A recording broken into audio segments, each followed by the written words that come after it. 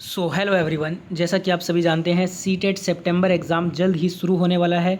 इस वीडियो में आपके लिए हिंदी पेडागोजी के टॉप 50 प्रश्न लेकर आया हूँ। यही आएगा, रट लीजिए। और ये सारे के सारे very very important top 50 question हैं, तो वीडियो को बिना स्किप किए हुए पूरा एंड तक देखिएगा। तो चलिए शुरू करते हैं वीडियो। तो देखिए फ्रेंड्स, क्वेश्चंस आपके स्क्रीन पे आ गए हैं। उससे पहले वीडियो को लाइक, शेयर और सब्सक्राइब जिन्होंने नहीं किया है तो फटाफट से कर देना। एक भी क्वेश्चन को स्किप मत कर देना, सारे क्वेश्चन पेपर में आएंगे। पहला क्वेश्चन क्या कह रहा है, भाषा किसका साधन होता है? ऑप्शन है वाचन का, भावाभिव्यक्ति का, लेखन का, या इनमें से कोई नहीं। साथ साथ में आपको कमेंट करना है हर आंसर, सभी के आंसर लास्ट में कमेंट में चेक करूँगा। तो इसका आंसर क्या हो जाएगा? Option number B. जो भाषा है ना, ये भावाभिव्यक्ति का साधन होता है। जिनका भी आंसर बी नंबर आया है कमेंट में, उनका आंसर सही है। सभी कमेंट करेंगे आंसर। अगला क्वेश्चन नंबर 2 है, मनुष्य के मानसिक विकास के लिए मातृभाषा उतनी ही आवश्यक है जितना कि बच्चे के शारीरिक विकास के लिए माँ का दूध। यह कथन किसका है? महात्मा गांधी, रविंद्रनाथ टैगोर, विवेकानंद या एनी बेसेंट? तो ये कथन है दोस्तों महात्मा गांधी का। जिनका भी आंसर ए नंबर ऑप्शन है उनका आंसर सही होगा। सारे के सारे क्वेश्चन आपसे ये पूछे जाएंगे इस बार के एग्ज़ाम में। अगला क्वेश्चन नंबर 3 है, भावों एवं संवेगों की भाषा क्या होती है? ऑप्शन है रचनात्मक, भावात्मक, क्रियात्मक या लिपिकीय। देखिए, भावों एवं संवेगों की जो भाषा है ये भावात्मक होती है। कैसी होती है? भावात्मक होती है। तो जिनका भी आंसर बी नंबर आ रहा है ऑप्शन में, तो आपका आंसर बिल्कुल सही होगा। जैसे जैसे वीडियो आगे बढ़ेगा क्वेश्चन का लेवल जो है मॉडरेट से हार्ड होता जाएगा। ठीक है, अभी आपको इजी क्वेश्चन है स्टार्टिंग में, उसके बाद क्वेश्चन का लेवल धीरे धीरे इंक्रीज हो जाएगा। क्वेश्चन नंबर 4 है, भाषा की शिक्षा के अंतर्गत सुनने का अर्थ क्या होता है? ध्वनि संकेतों का श्रवण, केवल ध्वनि संकेतों का ही श्रवण, या बोधपूर्वक श्रवण, या ध्यानपूर्वक श्रवण? क्या होता है? देखिए, भाषा की शिक्षा के अंतर्गत सुनने का जो अर्थ होता है वो बोधपूर्वक श्रवण होता है। क्या होता है? बोधपूर्वक श्रवण। तो यहाँ पे right answer C number option हो जाएगा। अगला क्वेश्चन देखिएगा, मनुष्य को अपने दैनिक जीवन में सबसे अधिक क्रिया करनी पड़ती है? सुनने की, पढ़ने की, लिखने की या बोलने की? क्या होगा इसका आंसर? फटाफट से बताइएगा कमेंट में। मनुष्य को अपने दैनिक जीवन में सबसे अधिक सुनने की क्रिया करनी पड़ती है। जिनका भी आंसर ए नंबर ऑप्शन आ रहा है उनका आंसर सही है। अगला क्वेश्चन है, बाल मनोविकास का प्रधान साधन क्या होता है? अंग्रेजी की शिक्षा, मातृभाषा की शिक्षा, विद्यालय की शिक्षा या इनमें से कोई नहीं? देखिए, बाल मनोविकास का प्रधान साधन होता है मातृभाषा की शिक्षा। ऑप्शन नंबर बी जिन्होंने भी आंसर किया है उनका आंसर सही होगा। अगला क्वेश्चन क्या कह रहा है, बालक के संवेगों, स्थायी भावों का मातृभाषा से कैसा संबंध है? घनिष्ठ, सामान्य, अच्छा या इनमें से कोई नहीं? देखिए, बालक के संवेगों, स्थायी भावों का मातृभाषा से घनिष्ठ संबंध होता है। तो जिनका भी आंसर कमेंट में ए नंबर आया है उनका आंसर सही होगा। सभी कमेंट करेंगे आंसर, सभी के लास्ट में कमेंट चेक करूँगा। अगला क्वेश्चन है, बालकों का बौद्धिक, नैतिक, सांस्कृतिक विकास निर्भर करता है किस पे? खेल क्षमता पर, भाषा क्षमता पर, अध्ययन क्षमता पर या इनमें से कोई नहीं? देखिए, बालकों का बौद्धिक, नैतिक, सांस्कृतिक जो विकास है ये भाषा क्षमता पर निर्भर करता है। जिनका भी आंसर बी नंबर आया है उनका आंसर बिल्कुल सही होगा। अगला क्वेश्चन है, वर्णमाला है वर्णों का समूह है, वाक्यों का समूह है, शब्दों का समूह है या उपरोक्त सभी? उपरोक्त सभी मत करना, गलत हो जाएगा। वर्णमाला जो होती है ये वर्णों का समूह होती है। Right answer A number option होगा। अगला क्वेश्चन है, शब्द भंडार घोतक होता है भाषा विकास का, शारीरिक विकास का, मानसिक विकास का या इनमें से कोई नहीं? देखिए, शब्द भंडार जो घोतक है ना ये दोस्तों भाषा विकास का है। ठीक है, राइट आंसर क्या हो जाएगा? ए नंबर ऑप्शन राइट होगा। अगला क्वेश्चन है, मौखिक भाषा की अंतिम इकाई बताइए? वर्ण, ध्वनि, वचन या उपरोक्त सभी? दोस्तों, मौखिक भाषा की जो अंतिम इकाई होती है वो ध्वनि को कहते हैं। जिनका भी आंसर बी आ रहा है उनका आंसर सही होगा। अगला क्वेश्चन, निम्नलिखित में से कौन सी हिंदी की उपभाषा है? बिहारी हिंदी, पूर्वी हिंदी, राजस्थानी हिंदी, उपरोक्त सभी? देखिए, ये तीनों ही हिंदी की उपभाषा हैं। तो right answer D number option हो जाएगा, उपयुक्त सभी। अगला क्वेश्चन देखिएगा, उपभाषा में कितने प्रकार की बोलियां सम्मिलित हैं? एक, अनेक, दो या इनमें से कोई नहीं? उपभाषा में अनेक प्रकार की बोलियां सम्मिलित हैं, तो राइट आंसर यहाँ पे बी नंबर ऑप्शन होगा। अगला क्वेश्चन क्या कह रहा है, रचना की दृष्टि से भाषा की सबसे छोटी इकाई बताइए। वर्ण, शब्द, वाक्य या शब्द भंडार। रचना की दृष्टि से भाषा की सबसे छोटी इकाई ये दोस्तों वर्ण को कहते हैं। Right answer A number option हो जाएगा। अगला क्वेश्चन है, लिपि क्या है। वर्णों की व्यवस्था, वाक्यों की व्यवस्था, शब्दों की व्यवस्था या इनमें से कोई नहीं। जो लिपि है ये वर्णों की व्यवस्था में आती है। ए नंबर ऑप्शन जिन्होंने भी आंसर किया है उनका आंसर सही होगा। अगला क्वेश्चन है, भाषा का ग्रहण पक्ष है सुनना, पढ़ना, सुनना एवं पढ़ना या लिखना। सी मत करना, गलत होगा। भाषा का ग्रहण पक्ष होता है सुनना। ए नंबर ऑप्शन राइट आंसर। अगला क्वेश्चन है, बोलना एवं लिखना भाषा के किस पक्ष को प्रदर्शित करता है। अभिव्यक्ति पक्ष, ग्रहण पक्ष, उपयुक्त दोनों या इनमें से कोई नहीं। देखिए, बोलना एवं लिखना भाषा के अभिव्यक्ति पक्ष को प्रदर्शित करता है। ए नंबर ऑप्शन जिन्होंने भी आंसर किया है कमेंट में उनका आंसर सही होगा। वीडियो को लाइक, शेयर, सब्सक्राइब अवश्य करेंगे सभी।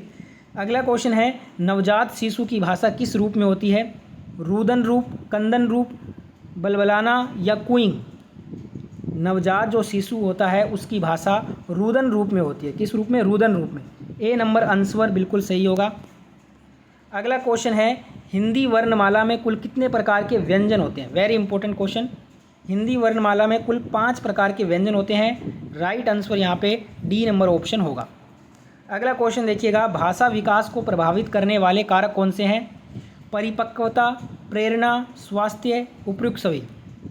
देखिए, भाषा विकास को प्रभावित करने वाले ये तीनों कारक होते हैं, तो राइट आंसर यहाँ पे हमारा डी नंबर ऑप्शन हो जाएगा। अगला क्वेश्चन देखिएगा, निम्नलिखित में से कौन सा वाणी विकार है। तुतलाना, अस्पष्ट उच्चारण, हकलाना या उपयुक्त सभी। तुतलाना, अस्पष्ट उच्चारण, हकलाना ये तीनों ही वाणी विकार होते हैं, तो राइट आंसर यहाँ पे डी नंबर ऑप्शन होगा। अगला क्वेश्चन देखेंगे। क्वेश्चन है, प्रत्येक भाषा में वाणी ध्वनियाँ होती हैं 2 प्रकार की, असंख्य प्रकार की, सीमित संख्या में या केवल संयुक्त संख्या। देखिए, प्रत्येक भाषा में वाणी ध्वनियाँ 2 प्रकार की होती हैं, तो जिन्होंने भी आंसर ए को किया है उनका आंसर बिल्कुल राइट होगा। अगला क्वेश्चन है, लिखना, पढ़ना, संकेतों का प्रयोग निम्नलिखित में से किसके अंतर्गत आता है। भाषा के अंतर्गत, वाणी के अंतर्गत, मनोभाषिक सिद्धांत के अंतर्गत या इनमें से कोई नहीं। लिखना, पढ़ना, संकेतों का प्रयोग ये वाणी के अंतर्गत आता है। जिनका भी आंसर बी आया है उनका आंसर सही होगा। अगला क्वेश्चन है, शिशु में क्रंदन कब प्रारंभ होता है। शिशु में जो क्रंदन है ना, ये जन्म के 6 सप्ताह के बाद ही प्रारंभ होता है। राइट आंसर यहाँ पे ए नंबर ऑप्शन हो जाएगा। नेक्स्ट यहाँ पे क्वेश्चन देखेंगे। अगला क्वेश्चन है, मनोविज्ञान दृष्टि से शिक्षा की सार्वभौमिक प्रक्रिया है। अधिगम, शिक्षण, स्मरण या विस्मरण। मनोविज्ञान दृष्टि से शिक्षा की सार्वभौमिक प्रक्रिया है अधिगम। जिन्होंने भी आंसर ए को किया है उनका आंसर सही होगा। अगला क्वेश्चन है, मनुष्य की संस्कृति व सभ्यता का विकास होता है पाठन क्रिया द्वारा, लेखन क्रिया द्वारा, भाषा के द्वारा या इनमें से कोई नहीं। तो दोस्तों, मनुष्य की संस्कृति व सभ्यता का विकास भाषा के द्वारा होता है। राइट आंसर जिन्होंने भी सी किया है उनका आंसर सही है। अगला क्वेश्चन देखिएगा, बालकों को इस योग्य बनाना कि वे नवीन ज्ञान व कौशल को भली भांति सीख सके किस शिक्षण पद्धति के द्वारा होता है। शिक्षा मनोविज्ञान द्वारा, व्यावहारिक ज्ञान द्वारा, अधिगम शिक्षण प्रणाली के द्वारा या उपरोक्त सभी। डी मत करना, गलत होगा। ये होता है अधिगम शिक्षण प्रणाली के द्वारा। सी जिन्होंने भी आंसर कमेंट में किया है उनका आंसर सही होगा। अगला क्वेश्चन, सीखने के प्रमुख नियमों का प्रतिपादन किसने किया। ऑप्शन है थार्नडाइक ने, मैकडूगल ने, स्किनर ने या पावलव ने। सीखने के प्रमुख नियमों का प्रतिपादन ये थार्नडाइक ने किया। Right answer A number option होगा। अगला क्वेश्चन है, नवीन अनुबंधन सिद्धांत के प्रवर्तक कौन है।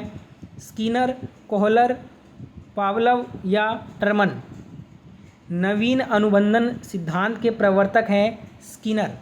Right answer A number option जिन्होंने भी किया है उनका आंसर सही होगा। अगला क्वेश्चन है, अनुकरण का सिद्धांत किसने दिया? वुडवर्थ ने, स्किनर ने, हिलगार्ड ने या वाटसन ने? अनुसरण का जो सिद्धांत है ये हिलगार्ड ने दिया था। तो सी नंबर ऑप्शन जिन्होंने भी किया है कमेंट में उनका आंसर सही है। अगला क्वेश्चन देखिएगा, सीखने से परिवर्तन होता है व्यक्ति के व्यवहार में, व्यक्ति की मूल प्रवृत्तियों में, व्यक्ति की प्रेरणा में, उपयुक्त सभी। डी गलत हो जाएगा। सीखने में जो परिवर्तन होता है वो व्यक्ति के व्यवहार में होता है। ए नंबर ऑप्शन बिल्कुल सही आंसर होगा। अगला क्वेश्चन देखिएगा, क्वेश्चन है, प्रारंभ में बालक किस प्रकार सीखता है? त्रुटि एवं प्रयत्न के द्वारा, सूझ के द्वारा, परीक्षण के द्वारा, विभेदीकरण के द्वारा। प्रारंभ में बालक त्रुटि एवं प्रयत्न से सीखता है। ए नंबर आंसर बिल्कुल राइट आंसर है। अगला क्वेश्चन, किस विधि द्वारा विषय को सीखने में समय की बचत होती है? प्रयास एवं त्रुटि विधि द्वारा, सूझ विधि द्वारा, संबंध प्रत्यावर्तन विधि द्वारा, उपयुक्त सभी विधियों के द्वारा। डी मत करना, गलत हो जाएगा। ये होता है सूझ विधि के द्वारा। सूझ विधि के द्वारा विषय को सीखने में समय की बचत होती है। जिन्होंने भी बी आंसर किया है उनका आंसर सही होगा। अगला क्वेश्चन है, प्रगतिशील व्यवहार व्यवस्थापन की प्रक्रिया को अधिगम कहते हैं। यह कथन किसका है? स्किनर, डार्विन, पावलोव या क्रो एवं क्रो? तो ये है स्किनर का कथन। ए नंबर ऑप्शन जिन्होंने भी कमेंट किया है उनका आंसर सही होगा। अगला क्वेश्चन है, थॉर्नडाइक ने सीखने के कितने नियमों का प्रतिपादन किया? 2, 3, 4, 5। थॉर्नडाइक के द्वारा सीखने के 3 नियमों का प्रतिपादन किया गया। बी नंबर आंसर सही आंसर है। अगला क्वेश्चन, सीखने के लिए मनुष्य सर्वाधिक किस विधि को अपनाता है? अनुकरण, सूझबूझ, त्रुटि एवं प्रयास, उपयुक्त सभी। डी मत करना, गलत हो जाएगा। सीखने के लिए मनुष्य सर्वाधिक अनुकरण की विधि को अपनाता है। किसकी विधि को? अनुकरण की विधि को। ए नंबर ऑप्शन राइट आंसर है। अगला क्वेश्चन देखिए, सीखने की प्रक्रिया को सुदृढ़ बनाने वाले तत्व कौन से हैं? प्रेरणा, अभ्यास, परिपक्वता, उपयुक्त सभी। सीखने की प्रक्रिया को सुदृढ़ बनाने वाले ये तीनों तत्व शामिल हैं। तो राइट आंसर यहाँ पे D number option will be the right answer. Next question यहाँ पे देखिएगा, क्वेश्चन है, अनुभव एवं प्रशिक्षण द्वारा व्यवहार में परिवर्तन को सीखना कहते हैं। यह कथन किसका है? गेट्स, हेगार्डी, वैलेंटाइन या इनमें से कोई नहीं? अनुभव एवं प्रशिक्षण द्वारा व्यवहार में परिवर्तन को सीखना कहते हैं, ये कथन है गेट्स का। ठीक है, राइट आंसर यहाँ पे ए नंबर ऑप्शन हो जाएगा। अगला क्वेश्चन है, जो भाषा स्वाभाविक रूप से सीखी जाती है वह होती है देवभाषा, राष्ट्रभाषा, उपभाषा या मातृभाषा? तो दोस्तों ये होती है आपकी मातृभाषा। क्या होती है? मातृभाषा होती है। राइट आंसर यहाँ पे डी नंबर ऑप्शन हो जाएगा। अगला क्वेश्चन देखिएगा, वह मूल ध्वनि जिसकी खंड खंड न किया जा सके वह है? शब्द, वर्ण, पठन, पाठन? तो दोस्तों ये होती है आपकी वर्ण। जो वर्ण होती है ये मूल ध्वनि है जिसको खंड नहीं किया जा सकता। राइट आंसर बी हो जाएगा। अगला क्वेश्चन है, भाषा शिक्षण का सामान्य उद्देश्य है पढ़कर अर्थ ग्रहण कर सकें, बोलकर अपनी बात कह सकें, दूसरों की बात सुनकर समझ सकें, उपयुक्त सभी। ये तीनों ही सही हैं। भाषा शिक्षण के ये तीनों उद्देश्य हैं। Right answer D number option उपयुक्त सभी हो जाएगा। अगला क्वेश्चन है, कक्षा में मौखिक कार्य के अंतर्गत कौन सी क्रिया कराई जा सकती है? बालकों को अक्षर बोध कराना, विभिन्न अक्षरों की ध्वनियों का बोध, बालकों को बलाघात का ज्ञान कराना। तो ये तीनों ही क्रिया कराए जा सकते हैं। Right answer D number option होगा उपयुक्त सभी। ठीक है, अगला क्वेश्चन है, अधिगम की विशेषता है परिवर्तनशीलता, सार्वभौमिकता, समायोजनशीलता, उपयुक्त सभी। अधिगम की ये तीनों विशेषताएं होती हैं। तो राइट आंसर यहाँ पे डी नंबर ऑप्शन उपयुक्त सभी होगा। अगला क्वेश्चन है, क्रियात्मक अधिगम का उदाहरण होता है साइकिल चलाना सीखना, पढ़ना सीखना, हिसाब लगाना सीखना, इनमें से कोई नहीं। तो दोस्तों क्रियात्मक अधिगम ये साइकिल चलाना सीखना इसका उदाहरण है। राइट आंसर जिन्होंने ए किया है कमेंट में उनका आंसर सही होगा। अगला क्वेश्चन देखिएगा, संज्ञानात्मक शिक्षण में किस प्रकार की क्रियाओं का प्रधानता होती है? शारीरिक, सामाजिक, मानसिक या उपयुक्त सभी? संज्ञानात्मक शिक्षण में मानसिक क्रियाओं का प्रधानता होता है। सी नंबर ऑप्शन राइट होगा। अगला क्वेश्चन है, शिशु की प्रथम भाषा होती है अंग्रेजी, मातृभाषा, हिंदी या राष्ट्रभाषा? तो दोस्तों शिशु की प्रथम भाषा मातृभाषा को बोलते हैं। बी नंबर आंसर यहाँ पे राइट आंसर है।